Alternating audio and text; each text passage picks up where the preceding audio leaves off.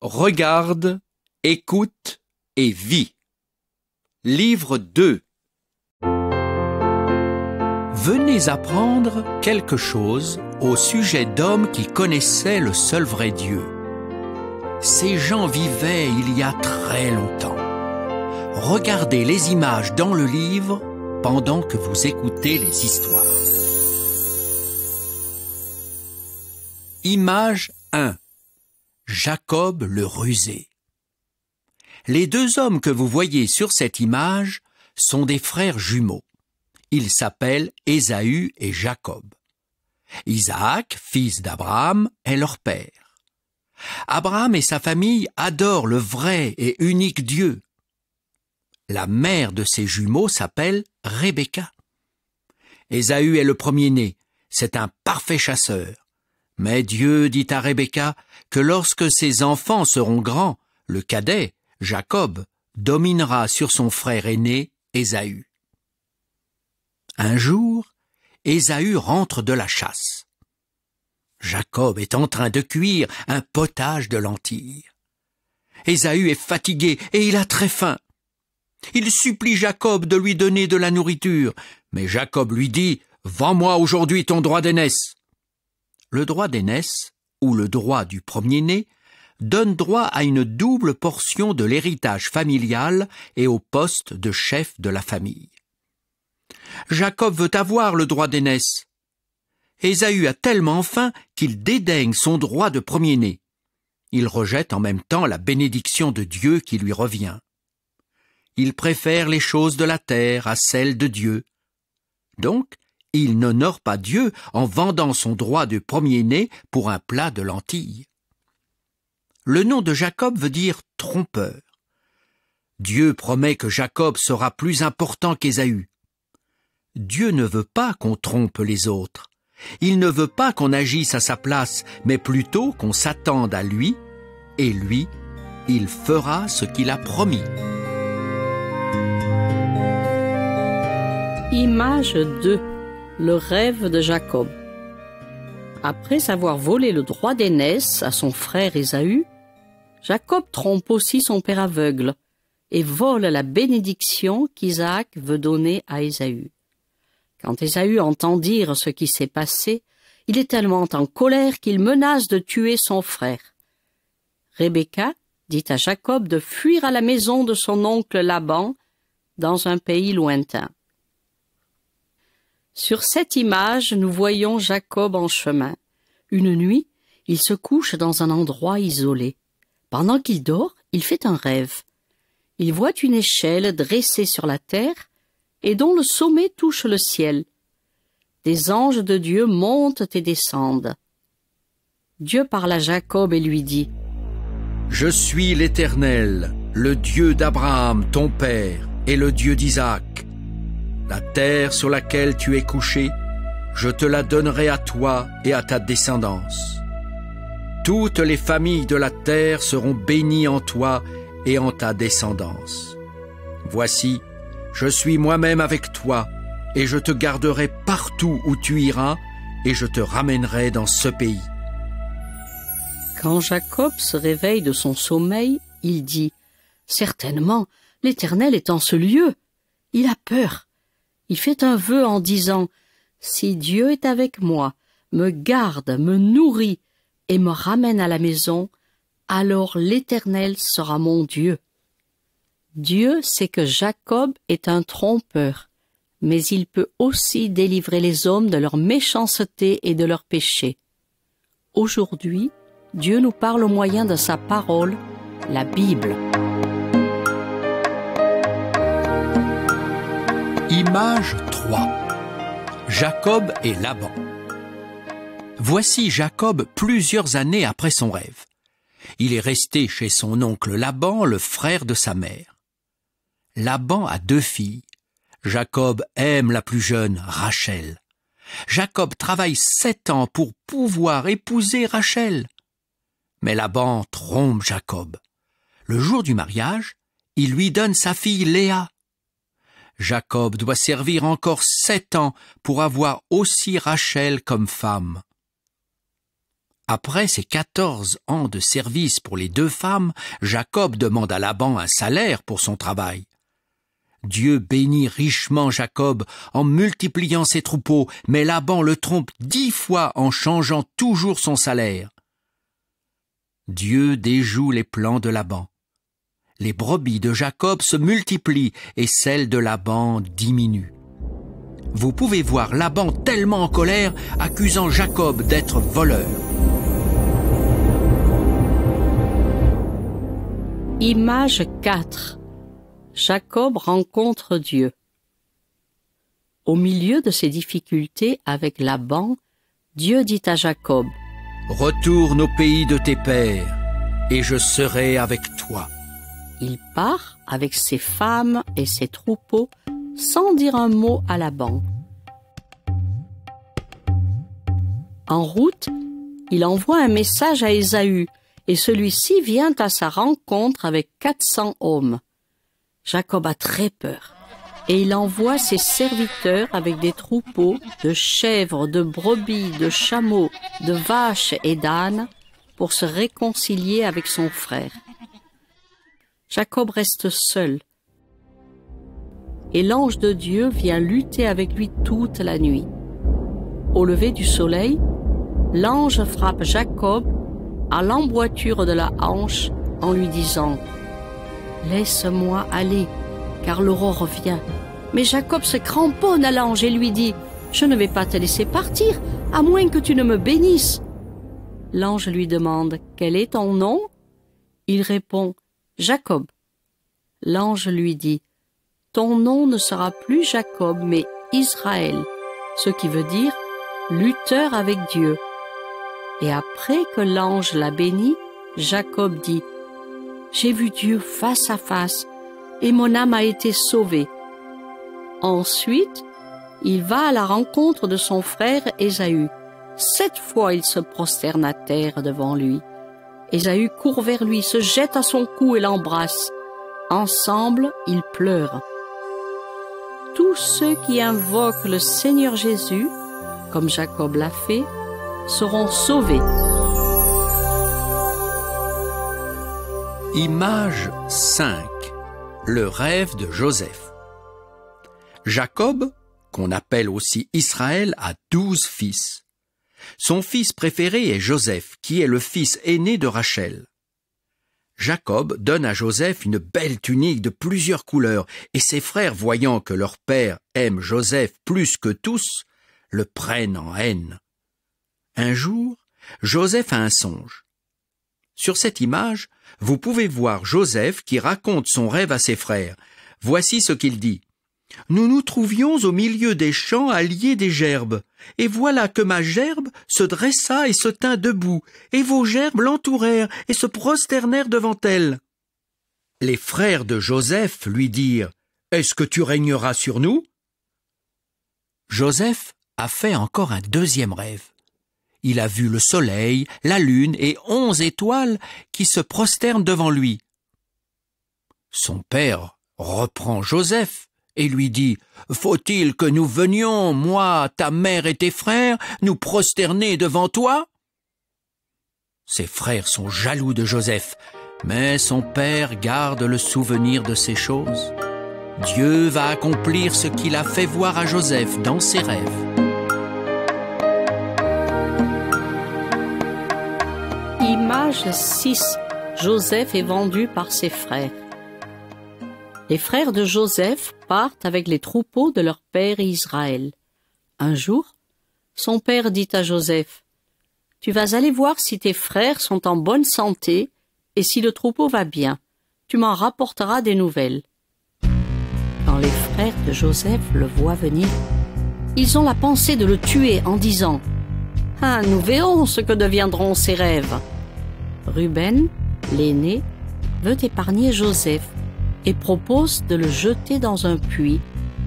C'est alors qu'une caravane d'Ismaélites, en route pour l'Égypte, arrive. Judas, un des frères de Joseph, dit aux autres: « Quel intérêt avons-nous à tuer notre frère et à cacher son sang? Venez, vendons-le aux Ismaélites et ne mettons pas la main sur lui. » Regardez bien l'image. Les frères de Joseph le font sortir du puits. Ils le vendent pour 20 pièces d'argent. Puis, ils trempent le beau manteau de Joseph dans le sang d'un bouc et l'apportent à leur père Jacob. Quand Israël voit le manteau de Joseph plein de sang, il pense que Joseph a été tué par une bête sauvage. Alors il se met à pleurer la mort de son fils, refuse d'être consolé pendant longtemps. La jalousie est une chose affreuse. Elle pousse les hommes à commettre de très mauvaises actions. Mais Dieu va utiliser cette situation douloureuse pour Joseph pour lui faire du bien, à lui et à toute sa famille à la fin. Image 7. Joseph comme esclave en Égypte. Les Ismaélites emmènent Joseph en Égypte. Ils le vendent comme esclave à un Égyptien du nom de Potiphar, qui est le commandant des gardes du Pharaon, le roi d'Égypte. Dieu est avec Joseph, et il réussit dans tout ce qu'il fait. Potiphar lui fait confiance et lui confie tout ce qu'il possède. La bénédiction est même sur tout ce qui appartient à Potiphar. Joseph est très beau de taille et de figure. La femme de Potiphar porte ses yeux sur Joseph et dit « Couche avec moi !» Joseph refuse et dit à la femme « Tu es la femme de Potiphar, comment ferais-je un aussi grand mal et pécherais-je contre Dieu ?» Un jour, Joseph travaille tout seul dans la maison. La femme de Potiphar le saisit alors par son vêtement en disant « Couche avec moi !» Joseph s'enfuit dehors en laissant son vêtement. Elle appelle alors ses serviteurs en accusant Joseph. Quand son mari rentre, elle lui montre le manteau de Joseph et lui dit « L'esclave hébreu que tu nous as amené est venu vers moi pour se jouer de moi. » Potiphar, très en colère, fait mettre Joseph en prison. Joseph ne cède pas à la tentation et il agit comme la Bible le dit, fuyez le péché. Dieu peut permettre qu'on nous fasse du mal, mais souvenons-nous que Dieu n'abandonne pas ceux qui lui obéissent. Il juge et punit ceux qui font le mal. Image 8. Joseph en prison. Joseph est jeté en prison, mais Dieu est toujours avec lui. Le gardien de la prison confie à Joseph la responsabilité de tous les autres prisonniers. Un jour, le chef des échansons et le chef des panetiers du roi sont enfermés dans la même prison que Joseph. L'échanson est celui qui sert à boire au roi, et le panetier est celui qui prépare son pain. Le roi s'appelle aussi le Pharaon. Une nuit, l'échanson et le panetier font chacun un rêve. Ils sont troublés et personne ne peut leur expliquer leur rêve. Joseph leur dit « N'est-ce pas à Dieu qu'appartiennent les explications ? Racontez-moi donc vos rêves. » Dieu révèle à Joseph l'explication des rêves de ces deux prisonniers. Sur cette image, vous pouvez voir le rêve que l'échanson a fait. Il dit à Joseph « Dans mon rêve, voilà qu'il y avait un cep de vigne devant moi. Ce cep avait 3 sarments. La coupe du Pharaon était dans ma main. Je pris les raisins, je les pressai dans la coupe, et je mis la coupe dans la main du Pharaon. » Joseph explique alors à l'échanson la signification de son rêve. Il dit « Encore 3 jours et le Pharaon relèvera ta tête et te rétablira dans ta fonction. » Le panetier, encouragé, raconte aussi son rêve à Joseph. Il a vu 3 paniers avec du pain et les oiseaux les mangent. Joseph lui explique que ce rêve signifie qu'il va être tué par le roi dans 3 jours. Ce que Joseph annonce se passe comme il l'a dit. L'échanson est rétabli dans ses fonctions et le Pharaon fait pendre le panetier. Joseph demande à l'échanson de parler au Pharaon en sa faveur pour le faire sortir de prison. L'échanson oublie Joseph, qui doit rester encore 2 ans en prison. Mais Dieu ne l'oublie pas. Image 9. Le rêve de Pharaon. Un jour, le Pharaon, roi d'Égypte, fait 2 rêves que voici. Dans le premier rêve, il voit sortir du fleuve 7 belles vaches bien grasses. Elles se mettent à manger de l'herbe sur la rive du fleuve.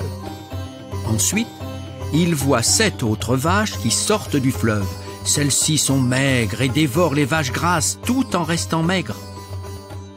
Dans le deuxième rêve, Pharaon voit 7 épis de blé décharnés qui engloutissent 7 beaux épis bien remplis et chargés de grains.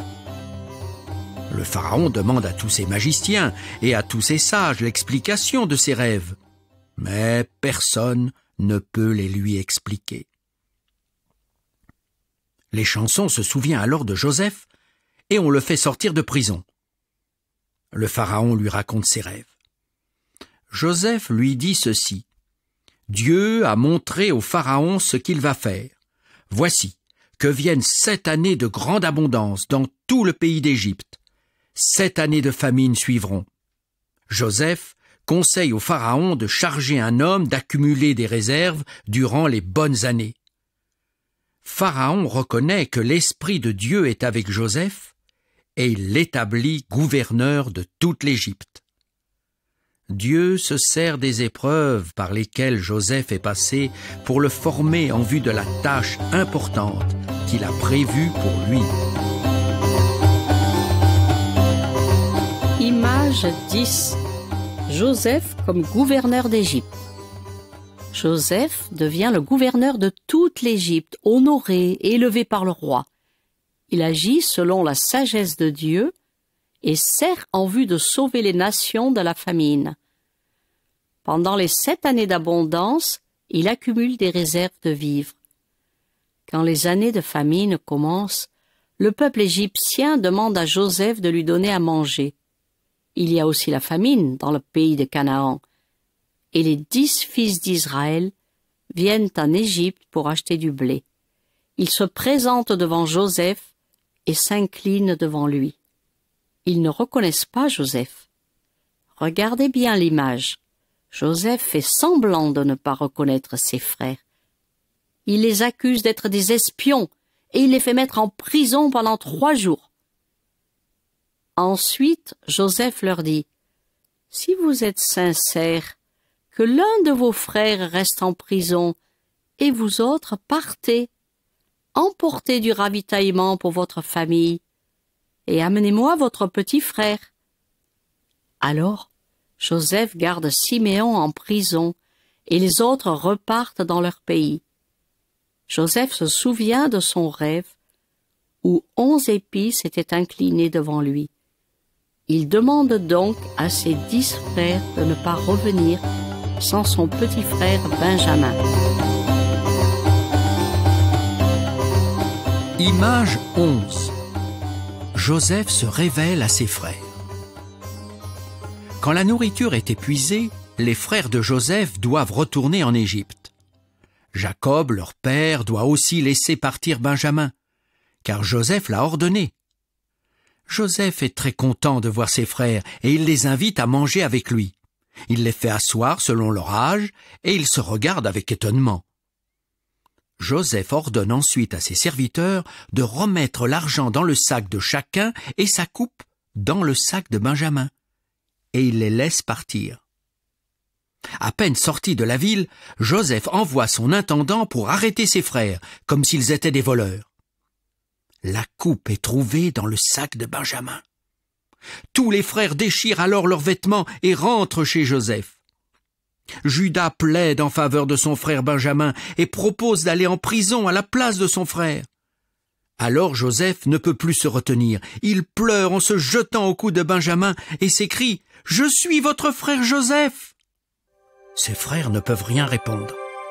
Joseph leur dit « C'est pour vous sauver la vie que Dieu m'a envoyé devant vous. Ce n'est donc pas vous qui m'avez envoyé ici, mais c'est Dieu. Venez tous chez moi en Égypte avec votre père et vos familles. Je prendrai soin de vous. »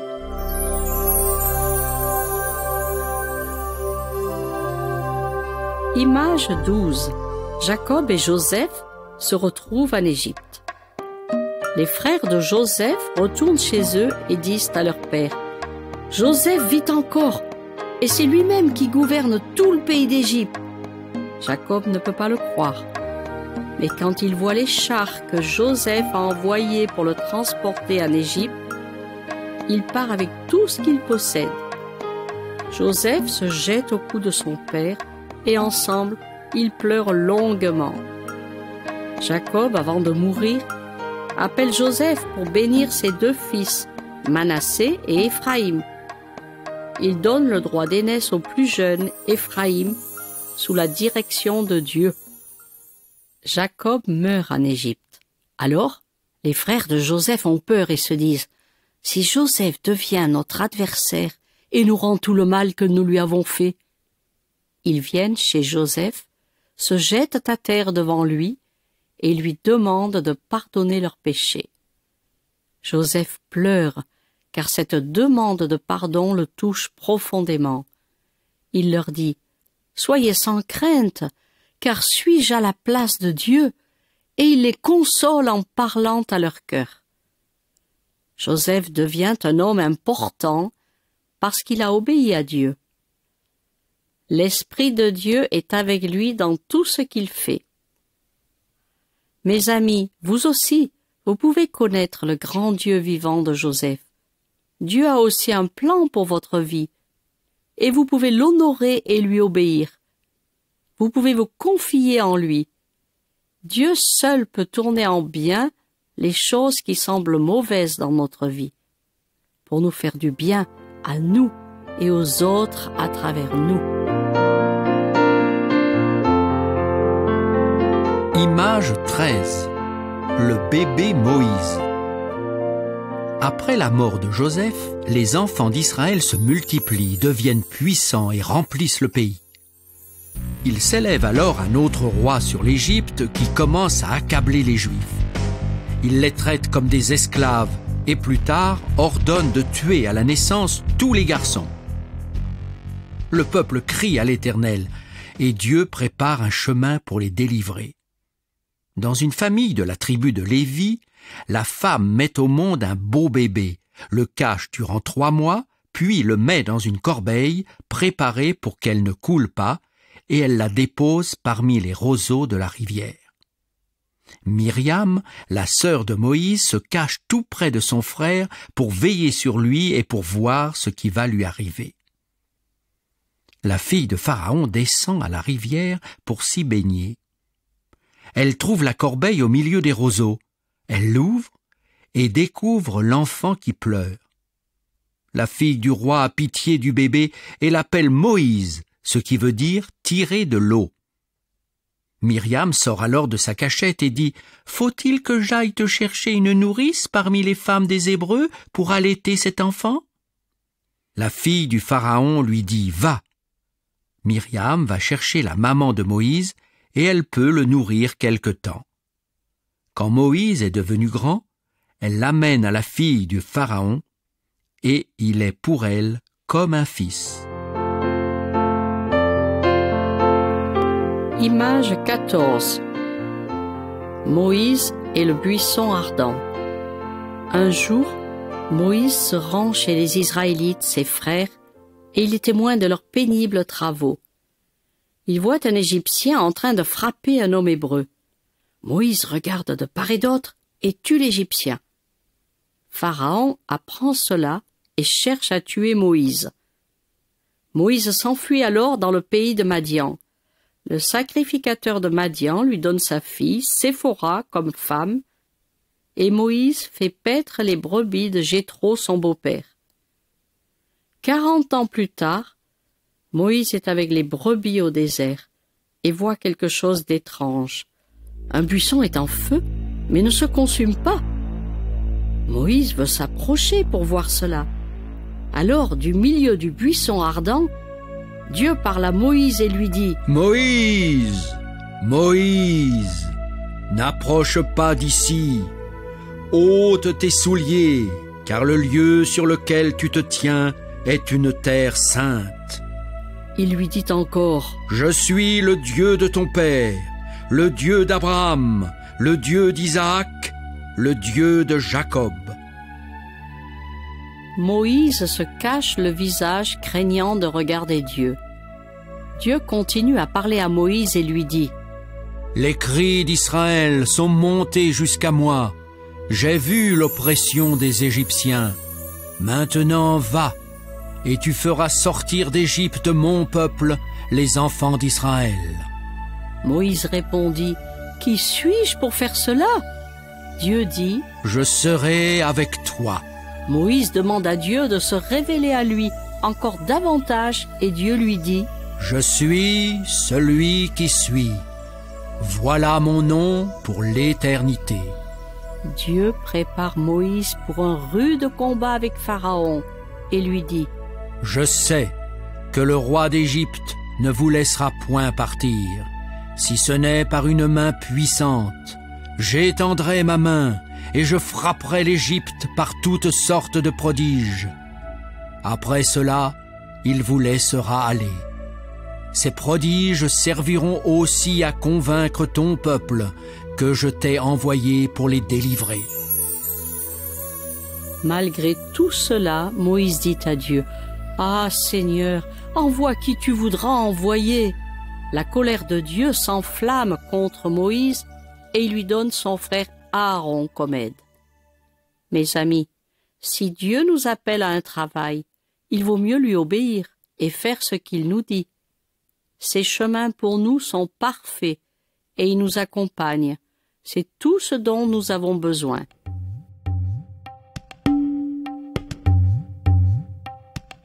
Image 15. Moïse retourne en Égypte. Moïse obéit finalement à Dieu, et ensemble, avec Aaron, ils parlent à leur peuple. Ils vont chez Pharaon et lui disent: « Ainsi parle l'Éternel, le Dieu d'Israël. Laisse aller mon peuple. » Pharaon répond: « Qui est l'Éternel pour que j'obéisse à sa voix? Je ne connais point l'Éternel. » Et il donne aux Hébreux encore plus de travail qu'auparavant.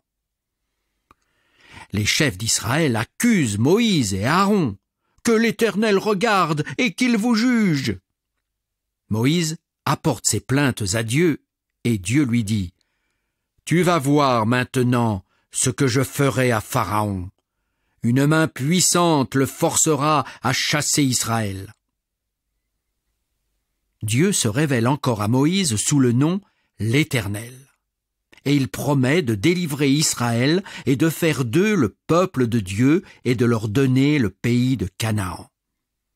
Puis, Dieu envoie encore Moïse et Aaron chez Pharaon en disant: « J'endurcirai son cœur et je multiplierai mes miracles. Le Pharaon ne vous écoutera pas, mais je ferai sortir mon peuple et les Égyptiens connaîtront que je suis l'Éternel. » Pharaon demande un miracle à Moïse, et Aaron jette le bâton à terre et il devient un serpent. Le Pharaon appelle ses magiciens et ils changent aussi leur bâton en serpent. Mais le bâton d'Aaron engloutit tous les bâtons des magiciens. Ainsi, tout le monde sait que le Dieu de Moïse et d'Aaron est plus grand que les dieux des Égyptiens, mais Pharaon endurcit son cœur. Dans la suite, les magiciens, avec leur puissance diabolique, réussissent à changer l'eau en sang, à faire venir des grenouilles, comme Moïse l'a fait, mais ils ne peuvent enlever ses plaies. Satan peut seulement amener le mal, mais Dieu, lui, est tout-puissant. Il peut changer des malédictions en bénédictions. Après cela, Dieu dit à Moïse: « Dis à Aaron: frappe la poussière de la terre, elle se changera en moustique. » Et les magiciens, malgré leurs enchantements, ne peuvent pas produire de moustiques. Ils disent à Pharaon: « C'est le doigt de Dieu !» Mais le cœur de Pharaon s'endurcit.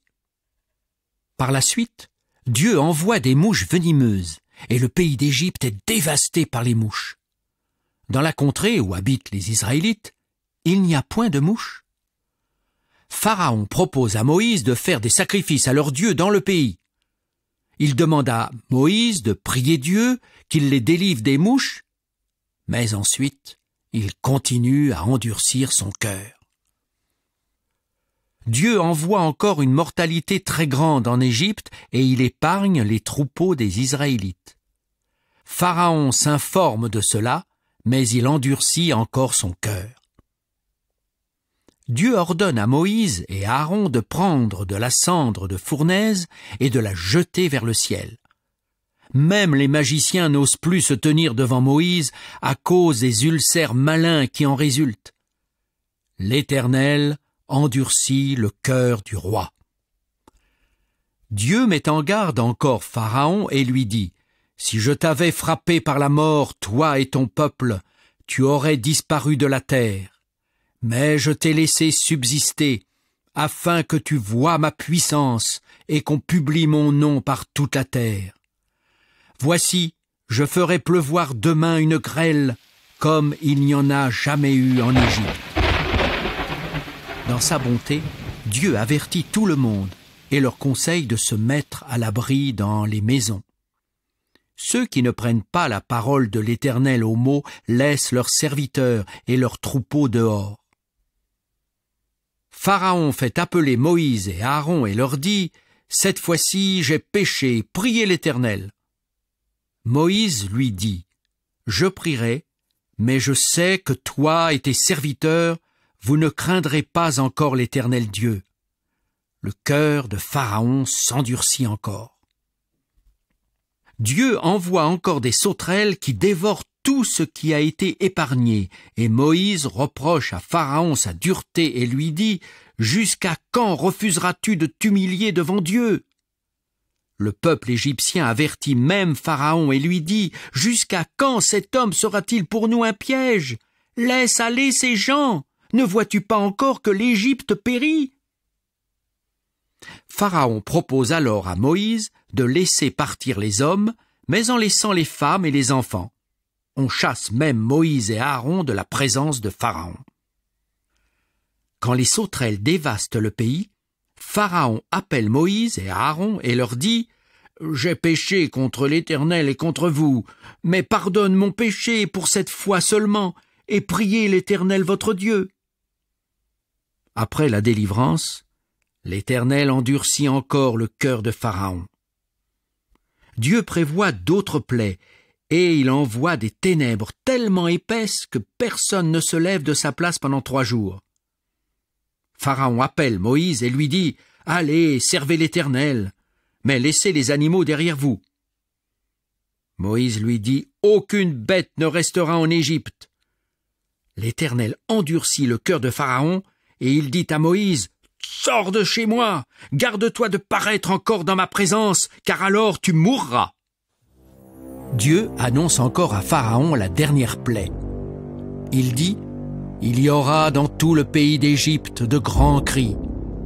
Tous les premiers-nés mourront, depuis le premier-né de Pharaon jusqu'au premier-né de la servante, et jusqu'à tous les premiers-nés des animaux. » Moïse, après avoir donné ces derniers avertissements, sort de chez Pharaon dans une ardente colère.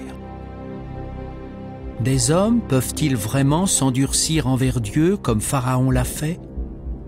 Il va courir à sa perte, car il ne veut pas s'humilier. Image 16, la Pâque. Dieu dit à Moïse que, puisque le Pharaon ne veut pas obéir, il va faire mourir tous les premiers-nés des Égyptiens. Mais d'abord, Dieu donne ses instructions à Moïse et à Aaron pour protéger les familles des Israélites et pour qu'ils se préparent à quitter l'Égypte. Il dit « On prendra un agneau pour chaque famille. On prendra de son sang et l'on en mettra sur les 2 poteaux et sur le linteau de la porte des maisons où on le mangera. C'est la Pâque de l'Éternel.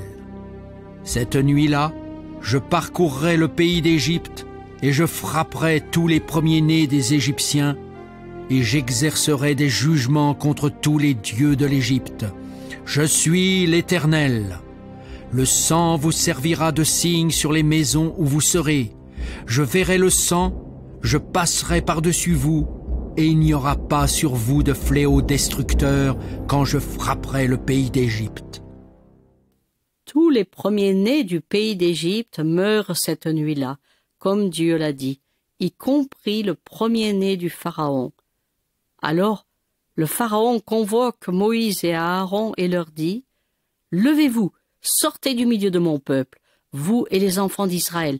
Allez, servez l'Éternel, comme vous l'avez dit. » Beaucoup plus tard, Dieu envoie son Fils, appelé Jésus-Christ, pour mourir en sacrifice pour nous. Le sang de l'agneau du temps de Moïse est un symbole du sang de Jésus-Christ, l'agneau de Dieu, qui ôte le péché du monde. Le Seigneur Jésus-Christ peut nous sauver de la mort si nous nous repentons et croyons en lui. Alors nous recevons le pardon de nos péchés. Image 17. Dieu délivre Israël. Le peuple d'Israël est chassé de l'Égypte, et les gens donnent même de grands cadeaux. Dieu les précède de jour dans une colonne de fumée pour les guider et la nuit dans une colonne de feu pour les éclairer. Alors, les Égyptiens se disent « Qu'avons-nous fait en laissant partir Israël, dont nous n'aurons plus les services ?» Le Pharaon et son armée poursuivent les Israélites pour les ramener en Égypte, et ceux-ci ont très peur. La mer est devant eux et l'armée égyptienne derrière eux. Ils n'ont aucune possibilité de s'échapper nulle part. Moïse leur dit « Soyez sans crainte, restez sur place, et voyez comment l'Éternel va vous délivrer aujourd'hui. » La colonne de fumée qui est devant les Israélites passe derrière eux, entre leur camp et celui des Égyptiens. Dieu dit à Moïse « Toi, lève ton bâton, étends ta main sur la mer, et fends-la. » Alors Moïse étend sa main sur la mer. L'Éternel refoule la mer toute la nuit par un puissant vent d'Orient. Il met la mer à sec, et les eaux sont comme une muraille à leur gauche et à leur droite. Les Israélites traversent la mer à pied sec. Les Égyptiens essayent de les poursuivre dans la mer, mais Dieu dit à Moïse « Étends ta main sur la mer, et les eaux reviendront sur les Égyptiens, sur leurs chars et sur leurs cavaliers. » Ainsi, toute l'armée égyptienne est noyée dans la mer. Israël voit donc par quelle main puissante l'Éternel agit contre les Égyptiens et comment il les délivre. Les Israélites craignent l'Éternel et croient en lui et en Moïse, son serviteur. Image 18. La manne et l'eau dans le désert. Le peuple d'Israël chante alors un cantique à la gloire de Dieu. Ensuite, ils partent dans le désert et ils ne trouvent pas d'eau. Les gens murmurent contre Dieu. Alors Dieu leur envoie de la nourriture. Durant plusieurs jours, il leur envoie aussi des petits oiseaux, appelés des cailles, pour que le peuple ait de la viande à manger. Chaque matin, il y a des grains sur la surface du désert. Le peuple appelle ces grains granuleux la manne. C'est le pain que l'Éternel leur donne pour nourriture. Tous les matins, le peuple ramasse la manne comme Dieu dit de le faire. S'il ramasse plus que nécessaire, elle est partagée avec ceux qui ont trop peu. Mais ceux qui veulent faire des réserves pour le prochain jour constatent que la manne est pourrie. Le 6e jour, Dieu leur dit de ramasser assez de manne pour 2 jours, à cause du sabbat, pendant lequel les Israélites honorent Dieu et ne travaillent pas. Ce jour-là, la manne ne devient pas infecte et ils peuvent la manger. Le 7e jour, il n'y a pas de manne. C'est le jour du repos consacré à l'adoration de l'Éternel. Pendant 40 ans, Dieu envoie la manne pour le peuple. Le peuple se plaint aussi qu'il n'y a pas d'eau à boire. Les gens disent « L'Éternel est-il au milieu de nous, oui ou non ?» Alors Dieu dit à Moïse « Prends dans ta main ton bâton avec lequel tu as frappé le Nil. Tu frapperas le rocher, il en sortira de l'eau et le peuple boira. » Cela se produit ainsi. Dieu aime son peuple et il s'occupe de lui. Nous non plus, nous n'avons jamais besoin de nous plaindre de Dieu et de murmurer contre lui.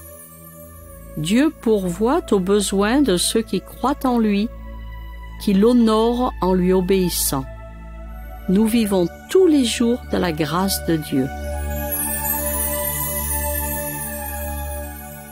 Image 19. Les lois de Dieu. 3 mois après la sortie d'Égypte, les Israélites arrivent au mont Sinaï. Alors, Dieu descend sur la montagne et appelle Moïse.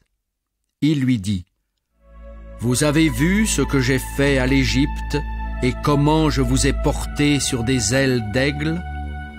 Maintenant, si vous écoutez ma voix et si vous gardez mon alliance, vous m'appartiendrez en propre entre tous les peuples, car toute la terre est à moi. Il y a du tonnerre, des éclairs et une épaisse nuée sur la montagne. Le son de la trompette retentit fortement et tout le peuple qui est dans le camp se met à trembler. Moïse fait sortir le peuple du camp à la rencontre de Dieu et il se place au bas de la montagne. L'Éternel descend sur le sommet de la montagne et Moïse monte. L'Éternel lui dit : « Je suis l'Éternel ton Dieu, qui t'a fait sortir du pays d'Égypte. Tu n'auras pas d'autre Dieu devant ma face. Tu ne te feras pas d'image taillée, ni de représentation quelconque des choses du ciel, de la terre et de la mer. Tu ne te prosterneras pas devant elles, et tu ne leur rendras pas de culte, car je suis un Dieu jaloux. Tu ne prendras pas le nom de l'Éternel ton Dieu en vain, sinon l'Éternel te punira. Souviens-toi du jour du sabbat pour le sanctifier. Tu travailleras 6 jours, mais le 7e est le jour du repos. Aucun membre de famille, ni aucun esclave, ni aucun étranger, ni ton bétail ne travaillera ce jour. Honore ton père et ta mère, afin que tu vives longtemps. Tu ne commettras pas de meurtre. Tu ne commettras pas d'adultère. Tu ne commettras pas de vol. Tu ne porteras pas de faux témoignages contre ton prochain. Tu ne convoiteras pas la maison, la femme de ton prochain, ni son serviteur, ni son bœuf, ni rien qui soit à ton prochain. Ce sont là les 10 commandements de Dieu, sa loi. Dieu les écrit sur des tables de pierre. Tous les gens qui obéissent à ces lois plaisent à Dieu. Mais personne ne peut obéir à toutes ces lois. Quand nous désobéissons, nous méritons la punition de Dieu. Le salaire de notre péché, c'est la mort. Mais la Bible nous dit, si nous confessons nos péchés, Dieu est fidèle et juste pour nous les pardonner et nous purifier de tout péché.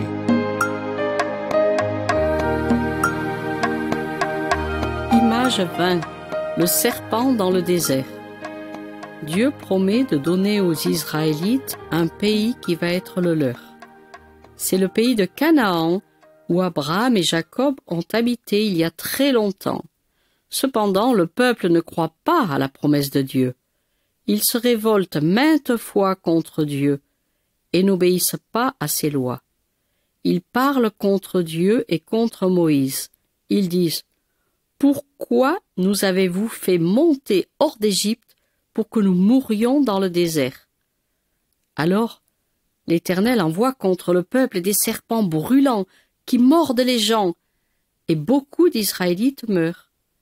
Les gens vont voir Moïse et lui disent : « Nous avons péché, car nous avons parlé contre l'Éternel et contre toi.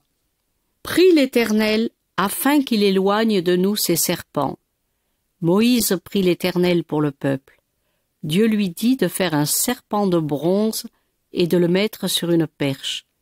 Quand quelqu'un est mordu par un serpent brûlant, il peut regarder le serpent de bronze et il reste en vie. Moïse est un grand prophète de Dieu. 40 ans après avoir conduit le peuple de Dieu hors d'Égypte, il meurt sur le mont Nebo. Les gens qui ont quitté l'Égypte avec lui sont tous morts dans le désert. Ils ne sont pas entrés dans le pays que Dieu leur avait promis, parce qu'ils se sont souvent révoltés contre lui. Mais leurs enfants se sont plus tard établis dans le pays de Canaan. Aujourd'hui, on appelle ce pays Israël. C'est le pays des Israélites, appelés aussi les Juifs. Mes amis, Dieu nous promet aussi un pays merveilleux, où nous habiterons après notre mort. Nous ne devons pas suivre l'exemple des Israélites qui désobéissent à Dieu, mais nous devons suivre l'exemple de ceux qui croient Dieu et lui obéissent.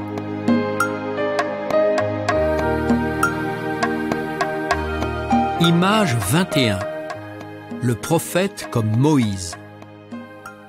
Avant que Moïse ne meure, Dieu lui ordonne de dire au peuple: « Je leur susciterai du milieu de leurs frères un prophète comme toi. Je mettrai mes paroles dans sa bouche, et il leur dira tout ce que je lui commanderai. » Ce prophète, c'est Jésus. Il était agréable à Dieu dans tout ce qu'il faisait. Dieu l'a envoyé pour enseigner son peuple, les Juifs, et pour leur faire connaître son Père qui est au ciel. Par ses miracles, Jésus montre à tous qu'il est venu de Dieu. Comme Dieu a donné de la manne aux Israélites, Jésus nourrit aussi 2 fois de grandes foules. Un jour, Jésus enseigne une foule d'au moins 5000 hommes. Ils ont faim, ils n'ont rien à manger. Un jeune garçon dans la foule a 5 pains et 2 poissons. Jésus prend les pains et les poissons du garçon, rend grâces à Dieu, et puis il les distribue à tous ces gens assis sur l'herbe. Après que tout le monde a bien mangé, Jésus dit à ses disciples de ramasser tous les restes du repas. Il recueille 12 paniers pleins de morceaux. Les gens sont très étonnés et disent: « Celui-ci est vraiment le prophète qui doit venir dans le monde. » Jésus dit à cette foule: « Moi, je suis le pain de vie. Vos pères ont mangé la manne dans le désert, et ils sont morts. Moi, je suis le pain vivant descendu du ciel. Si quelqu'un mange de ce pain, il vivra éternellement, et le pain que je donnerai, c'est ma chair, pour la vie du monde. » Jésus leur dit qu'il va mourir pour leurs péchés, pour qu'ils aient la vie.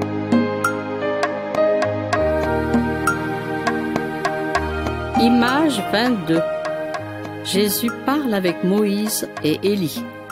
Un jour, Jésus prend avec lui 3 de ses disciples et il monte sur une haute montagne pour prier. Pendant qu'il prie, l'aspect de son visage change. Son vêtement devient d'une blancheur éclatante. Soudain, 2 hommes apparaissent à Jésus. Un de ces hommes est Moïse et l'autre Élie. Ces 2 prophètes ont vécu sur la terre des centaines d'années avant le temps de Jésus. Mais ils sont là, vivants, et ils parlent avec Jésus. Jésus sait qu'il va mourir bientôt pour sauver son peuple. Moïse et Élie sont là pour parler avec lui de sa mort proche. Pierre, Jacques et Jean voient aussi Moïse et Élie. Ils sont appesantis par le sommeil. Mais s'étant éveillés, ils voient la gloire de Jésus. Une nuée vient les envelopper et les disciples sont saisis de frayeur en les voyant entrer dans la nuée. De la nuée sort une voix qui dit: « Celui-ci est mon fils bien-aimé, écoutez-le. » Quand la voix se fait entendre, ils voient Jésus seul. Vous vous souvenez que Moïse est mort avant d'entrer dans le pays que Dieu a promis à son peuple?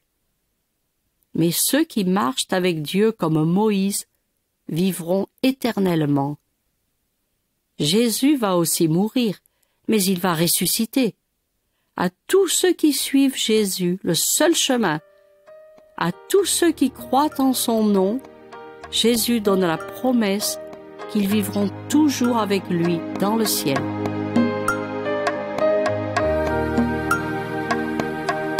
Image 23. Jésus est mort pour nous. Jésus ne fait que le bien autour de lui. Il enseigne à tous la parole de Dieu. Il guérit des lépreux, des aveugles, des paralysés. Il délivre des gens possédés par des démons et il ressuscite même des morts. Malgré tout, les gens le rejettent avec haine, car il leur dit qu'ils sont des pécheurs. Les chefs religieux le condamnent à mort et le clouent sur une croix.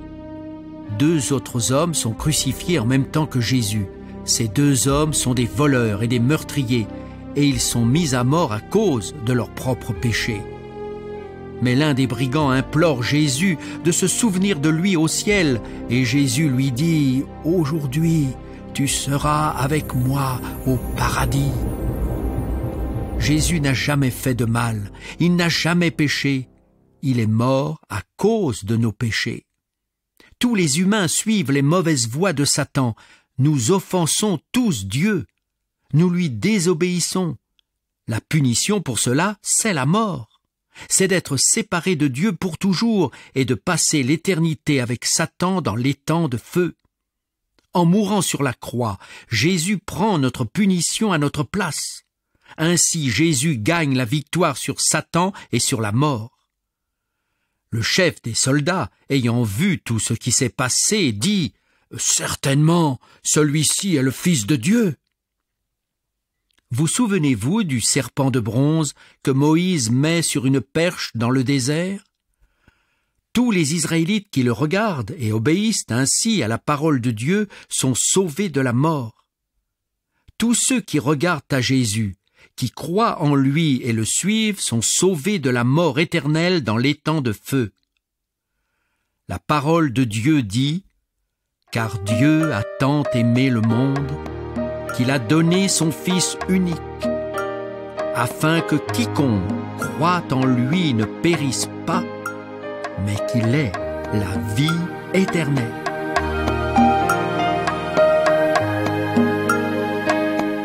Image 24. Jésus est vivant aujourd'hui.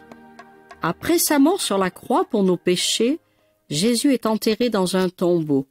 3 jours après, Jésus revient à la vie comme il l'a dit. Il ressuscite. Jésus passe encore 40 jours sur la terre et beaucoup de gens le voient vivant. Ensuite, il remonte au ciel. Ses amis le regardent et il leur dit « Allez dans le monde entier prêcher la bonne nouvelle. Enseignez-leur à observer tout ce que je vous ai prescrit. Et voici, je suis avec vous tous les jours, jusqu'à la fin du monde. » Jésus est toujours vivant et il est au ciel, assis à la droite de Dieu, où il intercède pour les siens. Moïse était un grand prophète de Dieu, mais Jésus est tellement plus grand que Moïse. Jésus est le Fils de Dieu, il est Dieu, et il nous fait connaître Dieu et son amour. Jésus est le chemin, le médiateur, celui qui nous réconcilie avec Dieu, qui nous rétablit dans de bonnes relations avec Dieu. Moïse a conduit les Israélites à travers la mer et à travers le désert. Jésus est venu sauver tous les gens qui acceptent de le suivre. Nos corps doivent mourir, mais chacun de nous va continuer à vivre dans la vie éternelle. Nous allons vivre ou bien avec Satan en enfer, dans les temps de feu, ou bien avec Dieu au ciel. Un jour, Jésus va revenir sur la terre, de la même façon qu'il est monté au ciel, mais dans toute sa gloire. Jésus va prendre avec lui tous ceux qui croient en lui pour être avec Dieu toujours, éternellement au ciel. Maintenant, cher ami, réfléchis très sérieusement à cette histoire vraie de Moïse et de Jésus. Que faut-il faire pour être sauvé? Crois au Seigneur Jésus et tu seras sauvé. Jésus déclare à toi maintenant: Je suis le chemin, la vérité et la vie. Nul ne vient à Dieu que par moi.